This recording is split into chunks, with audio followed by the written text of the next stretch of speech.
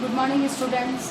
BEd second year के teaching subject pedagogy और history इतिहास का शिक्षण शास्त्र विषय के अंतर्गत आज हम इतिहास पाठ्यक्रम के आधार को लेकर पढ़ेंगे। इसके पहले हम इसके इतिहास पाठ्यक्रम के सिद्धांत पढ़ चुके हैं कि फिर इतिहास पाठ्यक्रम किन सिद्धांतों पर बनना चाहिए, जैसे बाल केंद्रितता का सिद्धांत है, विषय विशेषता का सिद्धांत है, इस प्रकार के तो और उसके सोपानों का अध्ययन हम कर चुके हैं। लेकिन जब कुछ सिद्धांतों के आधार पर किसी पाठ्यक्रम का निर्माण किया जाना चाहिए, ये चीज हमने समझी, परंतु उनका आधार क्या होना चाहिए। हमने कहा कि बाल केंद्रितता का सिद्धांत होना चाहिए, उसके आधार पर पाठ्यक्रम होना चाहिए। बाल केंद्रितता का सिद्धांत में क्या कहा गया कि बालक की रुचि, योग्यता और क्षमताओं को ध्यान दिया जाए, अर्थात कि पाठ्यक्रम के अंतर्गत मनोवैज्ञानिक आधार होना चाहिए। तो आज हम इन्हीं पाठ्यक्रम निर्माण के इन्हीं आधारों के बारे में अध्ययन करेंगे। सबसे पहला है दार्शनिक आधार। दर्शन क्या है? चिंतन, किसी चीज के ऊपर चिंतन करके किसी निष्कर्ष पर, नतीजे पर पहुंचना, वही चीज। तो दर्शन, दार्शनिक आधार भी इसी चीज का समर्थन करता है। इसमें दो प्रकार की जो विचारधाराएं सम्मिलित है, एक आध्यात्मिक और एक आध्यात्मिक विचारधारा के, क्योंकि आध्यात्मिक विचारधारा के अनुसार ये माना जाता है कि जीवन का अंतिम सत्य क्या है? आत्मा। और इस आत्मा की प्राप्ति के लिए ही शिक्षा को सामाजिक, सांस्कृतिक, राजनैतिक, आर्थिक, यानी कि इन शिक्षाओं को प्रदान किया, आर्थिक में सामाजिक, सांस्कृतिक, नैतिक आदि संस्कारों के विकास के लिए शिक्षा प्रदान की जानी चाहिए, क्योंकि शिक्षा का जो अंतिम लक्ष्य है वो आत्मा की प्राप्ति, यानी कि आध्यात्मवाद के अनुसार जो आत्मा की प्राप्ति है वो या तो आध्यात्म से मिलेगी, यानी कि धार्मिक शिक्षा, सांस्कृतिक शिक्षा, नैतिक शिक्षा, सामाजिक शिक्षा, इनके माध्यम से बालक को अंतिम लक्ष्य आत्मा की प्राप्ति के लिए तैयार किया जा सकता है। वही दार्शनिक विचारधारा का जो दूसरा पहलू है वो भौतिकवादी है। भौतिकवादी आत्मा और परमात्मा में विश्वास नहीं करता है, यानी कि जो मनुष्य है, मनुष्य जो है वही सत्य है, यानी कि जो है वही सत्य है। प्रकृति यानी कि प्रकृति है वही सत्य है, अर्थात जो है वही सत्य है, उस पर विश्वास करता है। और भौतिक जीवन, मनुष्य को अपने जीवन को सुगम बनाने के लिए जो भौतिक आधार हैं, जो भौतिक मान्यताएं हैं, उनके आधार पर शिक्षा प्रदान करने की बात करता है। उसके अनुसार वो भौतिकवादी है कि मनुष्य के जो जितना भी पदार्थ, प्राकृतिक पदार्थ और प्रकृति का अध्ययन करा के और व्यक्ति को एक उपयोगी प्राणी या उपयोगी व्यक्ति बनाया जा सकता है। अर्थात जो भौतिकवादी विचारधारा है उसके अनुसार इतिहास का पाठ्यक्रम का जो आधार है वो भौतिकवादी होना चाहिए, यानी कि प्राकृतिक होना चाहिए। जो प्रत्यक्ष है, जो प्राकृतिक है, उसी आधार पर, यानी कि जो सत्य है वही घटनाओं को सम्मिलित किया जाए, जो असत्य है या जो नहीं है, जिनको प्रमाणित नहीं किया जा सकता है, उनको इसमें सम्मिलित नहीं किया जाना चाहिए। दूसरी बात आती है मनोवैज्ञानिक आधार। मनोविज्ञान क्या कहता है?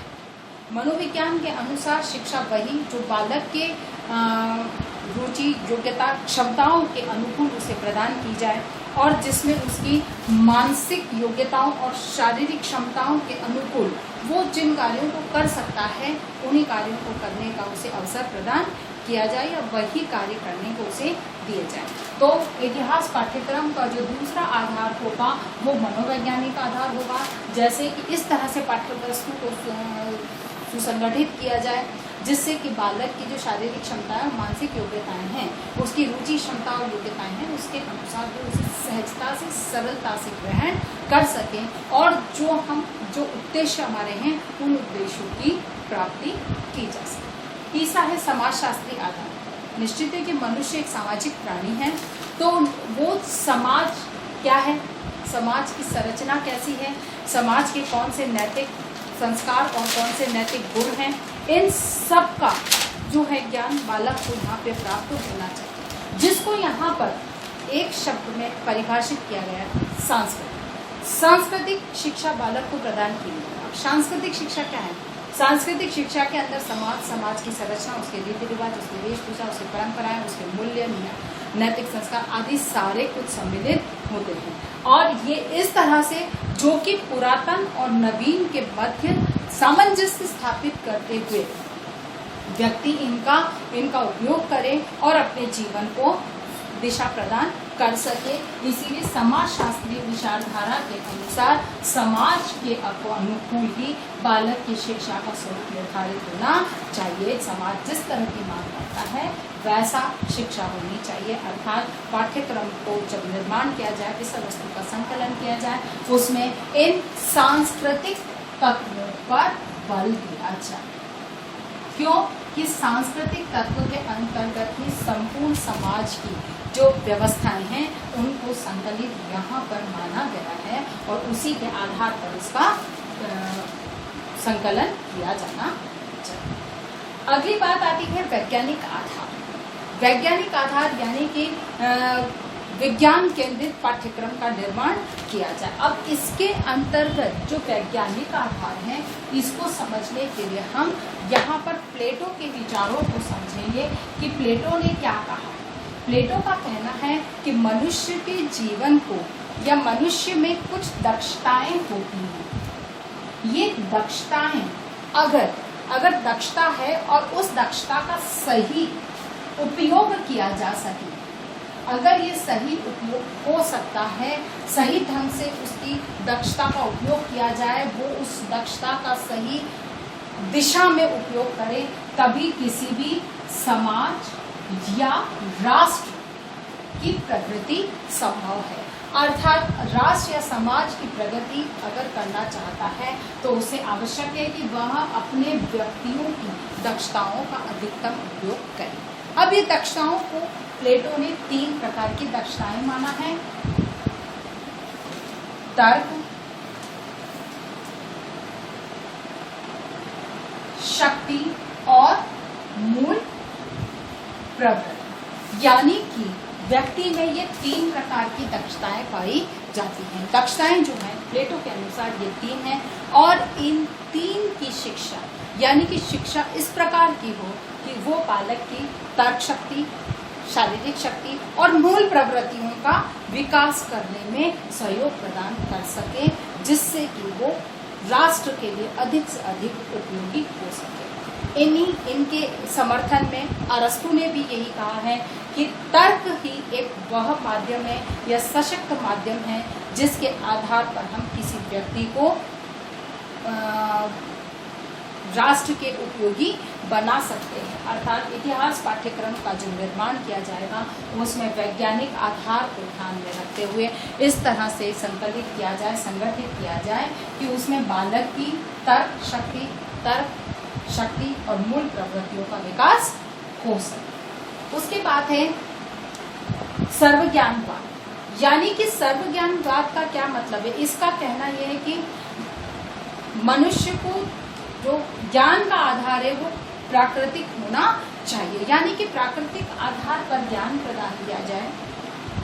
यानी कि मनुष्य बालक की जो प्रकृति उसके आधार पर उसे ज्ञान प्रदान किया जाए। प्रारंभिक अवस्था में बालक को मातृभाषा में ज्ञान प्रदान किया जाए, क्योंकि मातृभाषा एक ऐसी भाषा है जो कि उसकी प्राकृतिक भाषा कह सकते हैं, जिसमें कि वो किसी भी बात को बहुत सहजता से और सरलता से समझ सकता है। यानी कि सर्वज्ञान यानी कि संपूर्ण ज्ञान की प्राप्ति के लिए अनिवार्य है कि सबसे पहले बालक को मातृभाषा में ज्ञान प्रदान किया जाए और उसके बाद में फिर भौतिक, राजनैतिक, सांस्कृतिक, सामाजिक, आर्थिक यानी कि विभिन्न प्रकार की विषयों का अध्ययन कराया जा सकता है। अर्थात जो मूल प्रकृति है वो क्या है? बालक की अपनी मातृभाषा है, उसी में बालक को ज्ञान प्रदान किया जाना चाहिए। दूसरा है राजतंत्रात्मक के आधार। तो राजतंत्रात्मक एक ऐसी व्यवस्था है जिसके अंतर्गत बालक को विद्यालय पाठ्यक्रम में संपूर्ण ऐतिहासिक, सामाजिक, आर्थिक अनुभव उसको प्राप्त हो सके इस प्रकार का पाठ्यक्रम निर्धारित होना चाहिए। कहने का मतलब कि राजतंत्रात्मक व्यवस्था के अंतर्गत जिस प्रकार के ऐतिहासिक, सामाजिक, आर्थिक अनुभवों की आवश्यकता होती है, उन अनुभवों को यहाँ पर उसे प्राप्त करने का अवसर मिले। शिक्षा उसे उन अनुभवों का ज्ञान प्रदान करे, अनुभव करावे, जिससे कि पाठ्यक्रम के इसी आधार पर पाठ्यक्रम का निर्माण होना चाहिए। यानी कि इस बात को भी ध्यान में रखा जाना चाहिए। और लास्ट में है प्रयोजनवाद। यानी कि प्रयोजनवाद क्या कहता है? प्रयोजनवाद में जो हर्बर्ट स्पेंसर हैं, उनका मानना ये है कि मनुष्य के जीवन में हर स्थान पर समस्याओं का सामना करना पड़ता है।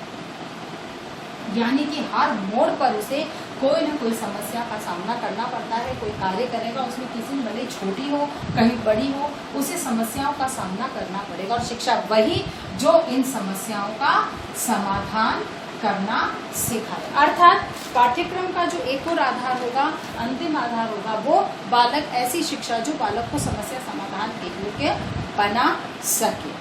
अर्थात कि पाठ्यक्रम, इतिहास पाठ्यक्रम का जब निर्माण किया जाता है तो जहाँ हम सिद्धांतों के आधार पर क्रमबद्ध चलते हैं, वहाँ पर इस बात का ध्यान रखा जाए कि उसके दार्शनिक, मनोवैज्ञानिक, समाजशास्त्री, वैज्ञानिक, सर्वज्ञानवाद, राजतंत्रात्मक और प्रयोजनवादी जो आधार है, जो सोच है, उसके उन आधारों को ध्यान में रखते हुए विषय वस्तु इन्हीं आधारों पर संकलित की जानी चाहिए। जहाँ सिद्धांतों की बात करते हैं, वहीं पर विषय वस्तु हर समय हर जगह केवल सैद्धांतिक आधार, सिद्धांतों के आधार पर नहीं इकट्ठी की जा सकती हैं।